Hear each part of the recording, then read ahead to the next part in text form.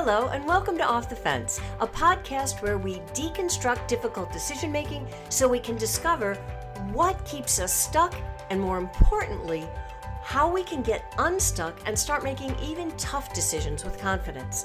I'm your host, Karen Covey, a former divorce lawyer, mediator, and arbitrator turned coach, author, and entrepreneur. And now, without further ado, let's get on with the show.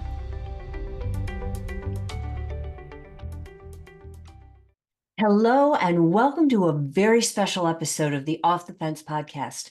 I'm your host, Karen Covey, a former divorce lawyer, mediator, and arbitrator turned coach, author, and entrepreneur. And the reason that this episode is so special is that this is our 50th episode. And I want to start this episode by saying a big thank you to you. Thank you for listening. Thank you for liking and subscribing and being here and showing up and making this podcast what it's become today. It's your support that has really made a huge difference. So number one, thank you. And the second thing that's going to make this episode special is that I have gone through the past 49 episodes and taken out some of the best nuggets of wisdom from the various guests that we've had, and we're going to showcase them and put them all together in one episode here. So this episode is going to be a little longer than the normal podcast episodes, but I think you'll find it worthwhile, and I hope you enjoy it. Our first guest today is Lynn Schuessler-Williams. So can you tell our audience a little bit about that? Yeah, so the 9 little words are a process any of us can use to do exactly what this podcast is about. Get off the fence, change the result that you've been going down the path of over and over, right? Those patterns. And so there are 3 phrases to this process, and that's it. It's not 9 things to remember. It's just 3. I'm done doing things that make me work that hard. So I'm all about, is it fun and easy? So you come up with something that you want to change, some thought, some result in your life that you wish were different. And you treat that thought with an up until now. So the first phrase is up until now.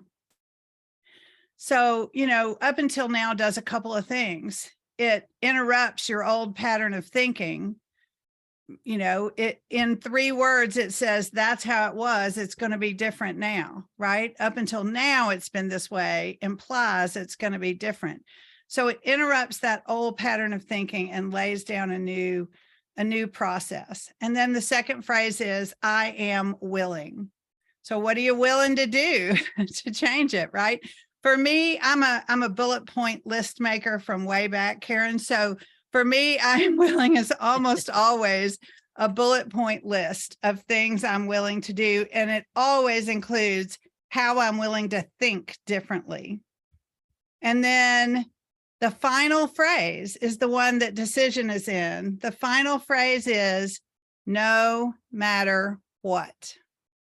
And so no matter what engages our mental faculties of faith and decision. And I don't mean faith like religious faith. I mean the willingness to see a result, to believe in a result you can't see yet, right? That's faith. And decision, decision is a favorite topic of mine. I always go back to, I remember Bob Proctor said one time, decision is a magical mental activity that can literally propel you down the road to success. So decision is firm, and decision is about dedication, and decision means that we will result in confidence, because we get confident when we make a decision and then we follow through with it and follow up with it. That experience builds our confidence. So I love decision as a topic. When you told me that, I was like, oh. Well, I am so excited, and there is so much to unpack in what you just said. Let's see if we can start to take it piece by piece. So with your first question, you said that the first question is designed to interrupt your pattern. It's like up until now. Why is interrupting your pattern? What does that matter? Well, if you want a different result, you got to have a different way of thinking about it and acting on it, right? It's that old saying about insanity is doing the same thing over and over and expecting a different result. So we got to interrupt those old patterns. We got to interrupt those old stories we've been telling in our heads. And until we do, it's really hard to make a change. Yeah, and it sounds like that kind of presupposes that you're willing to make that change, that you're willing to interrupt that pattern, or none of this is going to work, right? Well, that's right. And it's, that's why there's a whole little book around it because, there's always more to unpack. It's just not that easy as do this, do this, do this. But once you get a hold of it, you realize that those first 3 words up until now, people start using them. People will walk up to me and say, up until now, like it becomes a whole life of its own. When you really start using it, you realize the breadth of the things you've been holding on to and that have had a hold of your life because someone said it to you as a kid or whatever, right? Or an experience. And that's the other thing, Karen, about this. It isn't that those things aren't true for you. It isn't that those things aren't your experience. Of course they are. That's how you got these repeated thought patterns, right? Was from some experience you had. And so it's just a matter of, being willing. And so then the second words make you declare your willingness. Yeah, absolutely. And you know what I love about this is that it's a simple, it's not 500 steps or, try to remember this 90-page checklist, right? 3 simple little questions. And I love the idea of a framework. I work a lot with frameworks in the work that I do because it gives you structure. It gives you a way to think, right? And you said that, that seems to be underlying all 3 of these questions is, your willingness to think differently, your ability to interrupt the pattern of how you were thinking and to make a change, right? Well, and let's talk about people who are in relationships that are ending, your clients, right? That's a very common human experience, right? For men and women. And, we see people get really stuck on a story, right? In that situation. I've been through that situation personally. So I'm speaking from experience here, right? There are stories about that experience that we tell over and over and over until they're so stuck they become part of who we are. And then we want to go on to another relationship that's healthier, another relationship that's happier, but we're still telling these stories, right? So that's a perfect example. And Karen, this book was designed for other coaches to use. There's a worksheet in the book. And I'm happy to give anybody my email address and they can email me and I'll send them a PDF of it they can use with their clients, right? So it's designed, like many other coaches besides me use this process with their clients because it's widely applicable. Well, yeah, this sounds like it would apply to anything. And I know your work is so broad. You do so many things. And this simple process could help, it sounds like, anybody in any situation to make a decision, because doesn't it all come down, it kind of comes down to how do you think? It's a mindset thing as much as it is a decision making, it sounds like. Well, it is, but the key to the mindset shift is the decision at the end. It is. And that happens a lot too. People get a hold of this process and they love up until now because it feels good to interrupt that old pattern. You feel like you're really doing something. And sometimes they remember I am willing, but often they forget no matter what, which is really what seals the deal, right? It is the decision to commit that seals the deal. And, it is broadly applicable. One of my favorite stories about 9 little words is a good friend of mine is a professional tennis coach. He's coached I don't know how many young people. Some of them have even gone to Wimbledon. Like, he's a big time Wow. tennis coach. And he uses this book with the young people that he coaches tennis. So it's got a great application for athletes and people who are trying to change their results in that manner. Of course, athletes understand mindset, right? Any Olympic athlete will tell you, you got to picture it done, and it's how you think about it, and what happens in your head happens on the field, and all that sort of thing, right? But this tennis coach, his 9-year-old daughter, instead of grounding her, he told her she had to write a book report. And she chose 9 little words to change your results. And so there's a YouTube video out there of her doing her little video book report about 9 little words. So even a 9-year-old can get this process. And yeah, That is awesome. I'm gonna have to go look up that video now, just because it she'll sounds kill like me. so cute. Yeah. But the other thing that it sounds like is a part of the decision making too is the commitment. And I know I Mm, always tell my clients, it's like, you can decide anything you want to decide, but if you don't take action to make your decision into a reality, if you don't commit to making it into right. reality, nothing happens. Yeah, that's so true. I talk about in the book that decisions are three things. They are firm, they aren't wishy-washy, Mhm. right? I tell the story of, if you decide to go to the grocery store and you get in the car and I drive, and say it's me. I'll just make this about me. I drive up the street because it happened. Okay. I drive up the street and I'm on the way to the grocery store, and a neighbor is having a yard sale and they have a piece of furniture that we've been talking about wanting in our front hall. And there it sits. Now, I could have gone to the grocery store, but I had not fully decided that that was important. I had not committed, because I stopped, I shopped, I called my husband about the size. I went home and got a measuring tape. I measured it. I got it in the car. I took it home. And then I remembered, oh, yeah, I was thinking about going to the grocery store, right? So that is not decision, although we say it that way all the time in our culture. We say, well, I decided to do this. Well, you didn't really, did you? Otherwise, it would be done. So Yeah. decisions are firm. They involve dedication. You said commitment, dedication, Mhm. and conviction. Like, we must be convicted to the result we want, right? Our next guest is Andrew Hatherley. What is it from a financial perspective that people need to think about when they're facing divorce or deciding whether to do this, particularly in a gray divorce situation?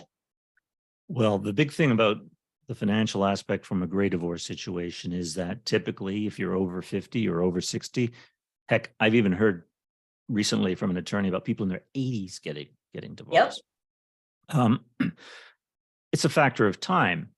When you're 20 or 30, and let's say you're getting divorced in your 30s, you've got probably another 30, maybe 40 working years ahead of you to put money aside for retirement. In your 50s and 60s, you don't have the luxury of time on your side. So you want to make sure that when you're dividing the assets, you're doing it in a way that, dividing assets and negotiating spousal support, is that you putting yourself on a decent foundation going forward. And it's also with respect to training and education going forward, because with women in particular, they find it tougher financially going forward. And a lot of studies have shown, there's a recent study, it's very good. It says that the standard of living of women over the age of 50 after divorce declines to the order of about 45%, whereas men, it's about 21%. So Wow. there's a number of decisions with respect to the house, with respect to retirement plans, and you often see a gender divide with respect to the house and retirement plans. Mothers with the maternal instinct, if there are children involved, and even older children, or if they've been in the house for a long time, they want to stay in the house. But it can be tricky if there's a lot of equity there, because that's tied up in the house, and you need you can't go to the grocery store and say, hey, I've got $500,000 tied up in my house. Give me a pound of prime rib. You need to make sure that your divorce negotiations somehow account for budgeting going forward. Mhm. And with men, they tend to look at their retirement plans as, I think of the creature from Lord of the Rings, and my precious, the ring, he's crawling. Gollum. That's Gollum. That's the guy. And so I talked about the emotions getting involved. Well, sometimes it makes more sense to either sell the house, downsize, find some sort of cash out scenario where income needs and cash flow needs, because ultimately cash flow is where a lot of stress comes from. It's like paying those bills. And so in combining, my financial planning background with the divorce work I do, a lot of attorneys are about dividing the assets and, relatively equal sides of the ledger. That's fine, but you want to be able to manage your cash flow as well. So I incorporate a financial planning aspect to the work I do with divorcing people to make sure they're on a good foundation going forward. Well, what you're talking about, cash flow, that's money in, money out, budgeting, for lack of a better word, not anyone's favorite word or concept, but very necessary, particularly in a divorce situation. But can you talk a little bit to the point of, let's say you've got a couple and they're 65, right? So they are older than you were when you went through it. They're already, and let's say they are already retired. So their income is pretty fixed. I mean, it is what it is, and that's what it's going to be moving forward. And now all of a sudden, that's divided in half. I mean, does one spouse still, what does that do to support obligations? What does that do to cash flow? What does that do to the decisions people have to make about, is this a good idea to do this, or should I just tough it out? Well, that's whether or not someone should tough it out is certainly a unique situation for each individual. And that's where working with a coach such as yourself can be a great benefit. And I'm a big believer in bringing other professionals into the process as early as possible, with divorce coaches, divorce lending practitioners.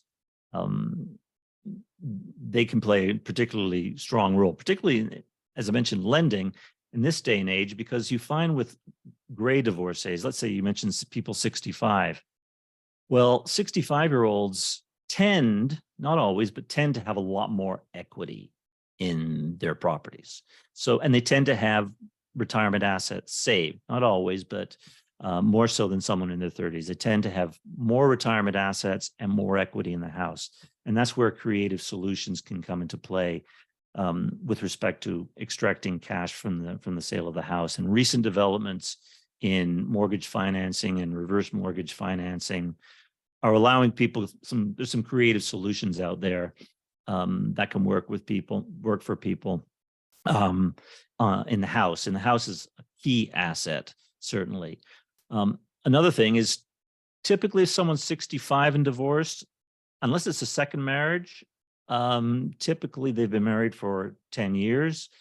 So a spouse is entitled to half of the Social Security of the higher Social Security payment, and it doesn't affect either the payment at all from the person receiving it. If the husband's getting $3,000 a month and the wife would be getting $500, then she can get $1,500. So that's a consideration to take into effect. As I mentioned, the reverse mortgages in the 60s, that becomes an option. But you're right. I just want to interrupt for a second. For somebody who doesn't know what a reverse mortgage is, can you explain that for a minute? I know enough about it to be dangerous. So I work with some very good certified divorce lending professionals, and I would suggest seeking counsel there. But essentially, it's a way of taking equity from your existing home, potentially using it as down payment towards a new home, but not having a mortgage, essentially. But when you pass on, the house is not yours anymore. Got it. So it sounds like there's a lot of options out there that people might not have thought about or might not know about going into the divorce process, which speaks very much to your point of getting a team with the right professionals on it, so that you understand what all of your options are, things you might not have known about. And that is actually really kind of cool, because it inserts an element of hope into this whole process, which would otherwise be or could be very, very overwhelming and dark. And another thing that I wanted to talk with you about, because I know it's one of your really strong suits, is, the hope of post-traumatic growth. We've all heard about post-traumatic stress and how horrible it is to go through trauma and the effects of trauma. What is post-traumatic growth, and how does it play in particularly to a gray divorce situation? Well, that's a great question, and I'm glad you brought that up, Karen. I just want to backtrack a little bit, because when I do my divorce workshops, if there's any message that I want to get across in these workshops, it's that there is life after divorce. Because when you're in the middle of the process, your imagination's running wild. You think the worst is going to happen. And it's often based on incorrect information. I know, I remember hearing, you're going to have to pay spousal support for the rest of your life. Well, no, that was probably never in the cards, but I didn't know because I was uneducated about the process.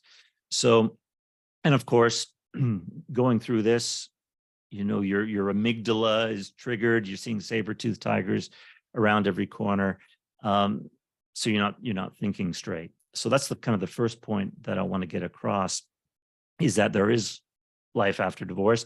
And I personally experienced it. I would say for the first year or so, year and a half after divorce, I wasn't in a great place emotionally, because, you're disappointed. And of course, as a financial advisor, you see your net worth cut in half, and that doesn't feel very good. Some of your savings, a lot of your savings are gone. And so financially, that started to feel better when I put a plan in place to rebuild. But then emotionally and psychologically, I started kind of getting out of my head a little bit. And I found by looking outwards, as opposed to kind of, focusing on, woe is me, I thought, well, let's try and turn this around, the proverbial making lemonade. And so I started Wiser Divorce Solutions, which is my CDFA business, but also committed, and this is crucial, it's so simple, but committed to a healthier lifestyle. And so simple elements such as sleep, diet, and exercise, just can't underestimate the benefit of those components in your life, and just put you in a better mindset. And if I work out now, it's not so much, yes, there's an element of wanting to be able to fit into my clothes and look half decent in my clothes, but I think more than anything, it's it's the way I feel after exercising and working out. Next, we're going to hear from Holly Herzog. Can you define what you mean by a toxic relationship, so people have some way of knowing, is my relationship that I'm in toxic or not? Right. Okay. So here are some things that you might find yourself doing if you are in a toxic relationship. You might walk away from conversations after having apologized for all kinds of things. If you're frequently apologizing in a relationship, and not that you don't in a healthy relationship, but this is like, I'm always at fault and I'm sorry for upsetting you. And, I could have handled that differently. If you're finding yourself in that role a lot, you're probably not in a healthy relationship. The other thing that you'll see is that you agree to things and then you feel resentment about that, that there's some sort of interruption in the negotiation or the communication process where a person agrees to it because there's no other option. To get out of this conversation, I'm going to say whatever I need to say to get the conflict over with. And then you find yourself resentful or angry or hurt. And you might be confused about what was said, or again, about what is yours and what's not yours. And so, feeling victimized, feeling angry, feeling resentful, not having things resolved, having name calling, character assassination, those are signs that your relationship is not healthy. I have to tell you, I hear that from so many of my clients. It's like we have the same fight over and over and over again. We have a fight or a disagreement, or call it what you will. And then at the end of it, um, nothing's resolved, nothing changes. And then the next day, we're doing it all over again because nothing is resolved, right? So is that, if you find yourself in that kind of a position or that kind of a relationship, what do you do? Well, I think your comment a while ago is a really great one about, you might need some professional help. And getting a couples therapist, I know, couples therapy gets a bad rap from a lot of people because by the time people go to therapy as a couple, they're pretty far down the path. And often one person has either is partway out the door or has the idea that they've got something else that they want. So, but if you are able to get your partner to agree to go to couples therapy, you'll get somebody else from the outside that identifies the patterns that are happening and teaches you some new skills for navigating it differently. And what I see as a couples therapist a lot of times is that people get defensive. And so if their partner says, "You hurt my feelings when you did XYZ," they get defensive and say, "Well, I only did that because," instead of saying, "Wow, okay, I'm sorry. I didn't mean to hurt your feelings. Thank you for sharing that with me. Can you tell me more about how I can avoid doing that in the future?" And so those are skills you learn. You learn to set aside your defensiveness and to listen and to ask questions and to get curious, because when you're doing that, you're emotionally attuning to your partner rather than being lost in your own thoughts, putting up defensiveness and barriers and walls to making progress. So those are skills you learn. Yeah. What do you do though? Like if you're in the relationship and you realize that, let's say, whether you get these skills through couples therapy, through your own individual therapy, or just through work that you do, and you're really working on it, and what you see is that you're doing all the work and there's no change on the other side, and you're trying to, practice these new skills, but your partner is not. Everything is your fault. Your partner doesn't want to take ownership of anything. Then at that point, is that how you identify that you're in a toxic relationship? It could be a toxic relationship. I mean, I think sometimes those things happen for other reasons, like drug or alcohol abuse or unresolved mental health issues. Sometimes one partner's depressed or, something like that. But in general, yes. I mean, I think that there comes a point where if your partner's not willing to work with you, you have to make a decision. Is this relationship healthy for me? And a lot of people wait a long time to make that decision until they've kind of lost their own self-worth. And that's painful. And now we're going to hear from Bethany Dodson. Almost, I would say 80% of the clients that I work with have physical symptoms, physical manifestations of the trauma, anxiety, IBS, IBD, binge eating, sleep issues, their hair is falling out, reproductive issues. So all of this is from, we have a fight or flight system to help us stay safe, right? And keep us alive. But most people are living in their fight or flight response and they don't know it. It just feels normal for them. And then, yeah. So is it, if I'm understanding you correctly, you just kind of get used to the way that you feel and then that becomes your new normal? you get used, I don't know if you ever truly get used to the way that you feel. A lot of people that I work with settle and have been resigned to that, and then they turn to coping mechanisms to help them feel something. So when people have unresolved trauma, they tend to feel numb on some level or not enough on the inside, and they turn to sensation seeking activities like being a workaholic, taking risks that, shopping, spending too much money, or they turn to numbing out. Workaholism again is a numbing activity as well. Drinking too much wine at night, being on their phone, just kind of like numbing themselves. Staying chronically busy is a big symptom that I see a lot, just to avoid feeling anything. So, and the people that you're working with, are these people who have been involved in a toxic relationship, are still involved in a toxic relationship? Tell me about that. They have been involved in a toxic relationship and they've already made the decision to leave, even if that was extremely painful. They got to the point in the relationship where they realized, I have to make a different choice. I have to leave.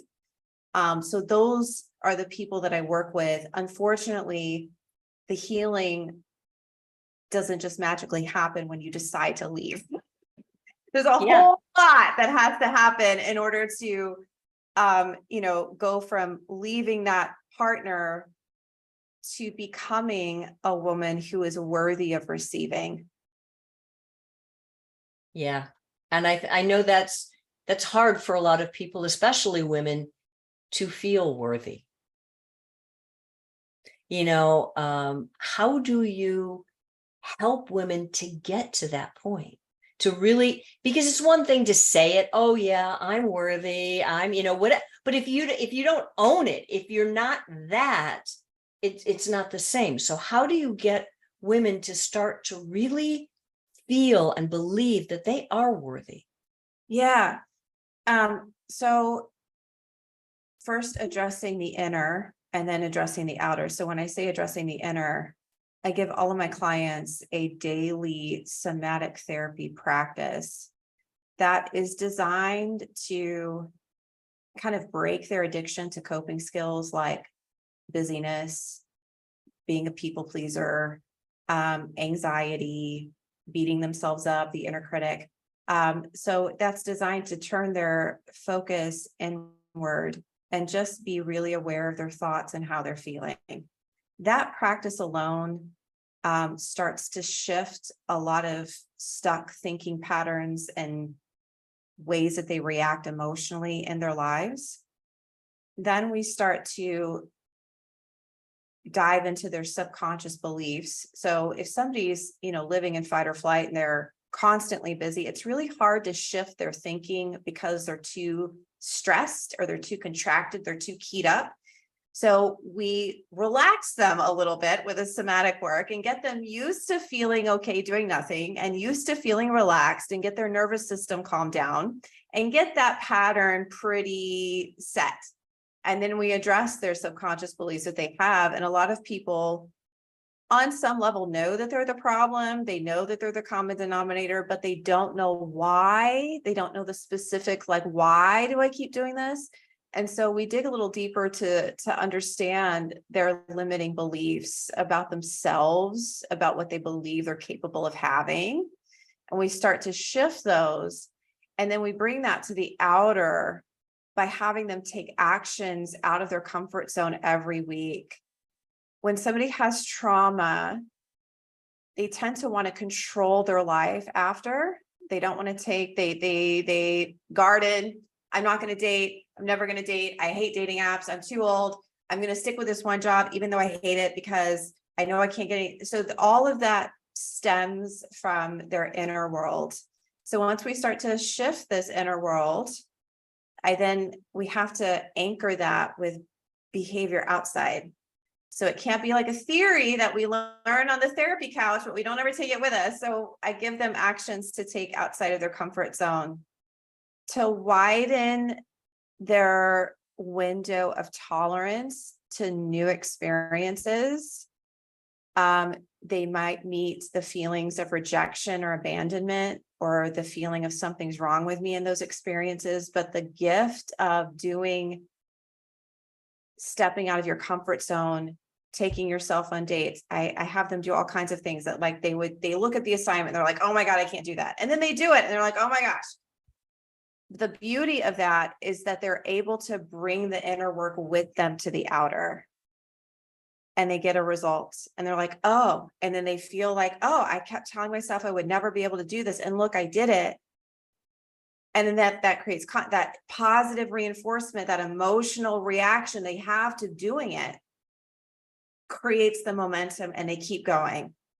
That's awesome. And I really hope that people hear what you're saying, because our tendency, my tendency, as well as, as every other human on the planet, is like, okay, I see the exterior manifestation. Like, I see that, things aren't going in my life the way I want to. Okay, I'm going to work harder, or I'm going to try to fix that thing. It's like we all focus on the outside to fix whatever the problem is, because that's where we see it, right?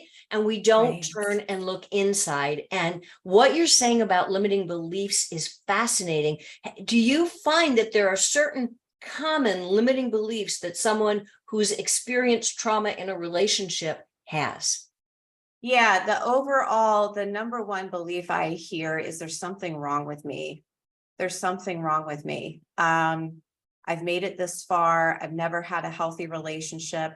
Usually the belief that there's something wrong with me started long ago in childhood, from some type of an adverse childhood experience. A lot of the people that I work with are overachievers. They borderline on work burnout. A lot of the people that I work with are in healthcare. They have very poor boundaries, and that all stems from the belief, the fundamental belief that there's something wrong with me. And in order for people to like me, and for me to feel worthy, and for me to be approved of, I have to work really hard. People aren't walking around saying that, but that's what they're feeling way back in here. And then it becomes this vicious cycle. So by the time they're 40 or 50, the infamous midlife crisis, right? We can't do it that way anymore. Yeah. And it sounds like, if I'm, understanding what you're saying properly, from the outside, like if you or I were to meet someone like that, they would just look like super successful, super high achieving, high functioning people. You'd never know in a million years what their inner dialogue was like. Yes. And I feel that makes it in some ways even worse, because I feel like people who appear to be successful and who are successful on paper, but who don't feel that way inside, carry a lot of shame. And sometimes that shame stops them from getting help, or stops them from truly taking the courageous step to change. Last but not least, we're going to speak with Dave Moravec. Sure, yeah. I began dating. I met several women. It was a new period of time for me, because we'd been married 33 years. There weren't other women in my life. And during that period of time, it was, I don't want to say experimental, but it was different. Yeah, it had to be a little weird. I mean, if you'd been married 33 years and you were dating your wife for some time, wasn't that weird? It was. Yeah, it was, but it was also natural, because male-female relationship for me, and it was just a natural thing. However, I wasn't sure whether or not I would live a single life for the rest of my life and just continue dating. I have friends that have been through divorce and have dated but not gone into marriage. I have friends that have long-standing relationships and single, but stayed single for a variety of different reasons. And when I met my current wife of 2 years, um, we just hit it off from the very beginning. And kindness was in her heart, and I could see that kindness in her heart. And being a kind person myself, we just it was just a magical bond from the very beginning. Okay, so you had this great bond, and that's wonderful. However, you had friends who were like they're bonded with their, they're in relationships, but they're not remarrying. What made you say, I'm gonna do it again? Yeah, well, we moved to Cincinnati from Illinois. I'd lost my job, and she actually said, "Hey, what you want you move in?" She was retiring. She said, "While you're looking for a job, why don't we take this for a test drive?"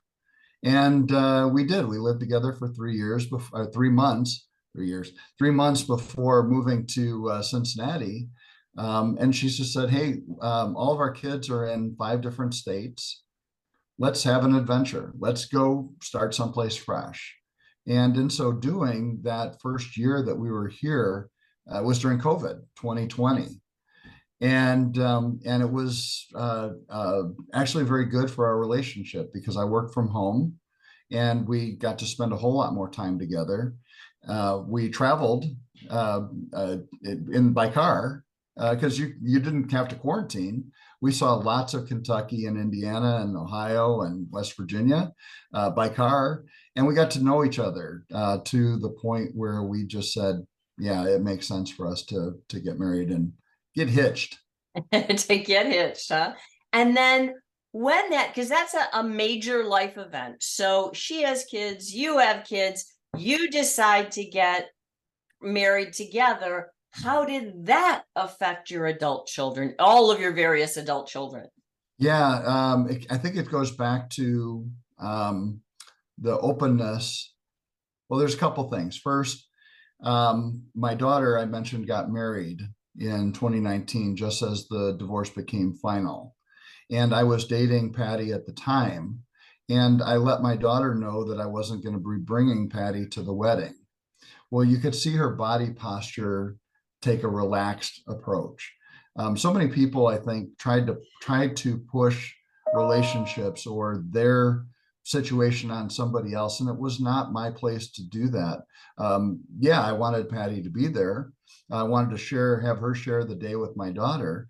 However, I knew that it would put her in an awkward position. So it was unselfish of me to let her have her day. And in so doing, she made the day special for me. And what that did was it solidified the relationship with my daughter to the point that she said, "I'm open to, because you're respectful of my situation, for me to be respectful of yours." And so she and her husband have really been very welcoming to Patty and I. We've been to their house. We've been out many times together. And something too, that with that dynamic, my son-in-law did not know my wife and I together. My daughter and her husband met after the separation. So he only knew my ex-wife and I separated. And so he was better at bringing my daughter into the relationship and saying, "Hey, you got to accept your dad, you got to accept your mom." And that's been really good. The other thing was that when we got married, we invited all 5 of our kids. Patty has 2, and only one of them, one of the 5, chose to come. And instead of griping and saying, "Well, I was at your wedding, you need to come to mine," I just said, "If it's not something that you want to participate in, I get it." Remember, let's go back to my family dynamic situation. My dad's 4th marriage, I was the best man at his wedding, only because the best man got stuck in traffic on the Borman Expressway in Indiana, couldn't get there. So he plucks me out of the audience and says, "Hey, would you stand up?" I said, "Sure." I was comfortable in that situation, but I wasn't going to put my kids in an awkward situation that said, "Hey, you got to come to Cincinnati. We're getting married, and by God, you need to accept that." I've really just said, let it breathe and accept it as you see fit. You know, that is gold right there, because what you're referring to is your mindset and I mean, I've seen so many people get, I mean, devastated and so hurt that their kids don't want to be a part of their new life, and Mhm. they keep trying to force it down their throat, and that doesn't tend to work really well. But the scary thing is when you said that, and only one of five kids showed up for the wedding. I mean, that had to hurt on some level too. It actually didn't. And again, for your listeners, it's your peace of mind that matters. And if you have that disappointment in anything, you're going to carry that with you. And I didn't want that burden. It was one day. And I mean, it really was just one day. We were able to celebrate. Her daughter walked, or her son walked her down the aisle. We only had about 25 people at the ceremony. We got married on a riverboat in the middle of the Ohio River with fireworks after the Reds game. It was really a cool event.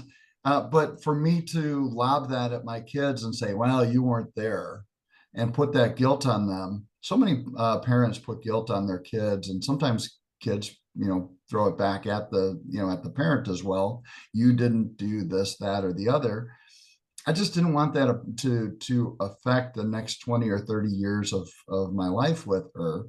And also too, we didn't want to do that with her kids. Her kids are now closer within a couple of hours.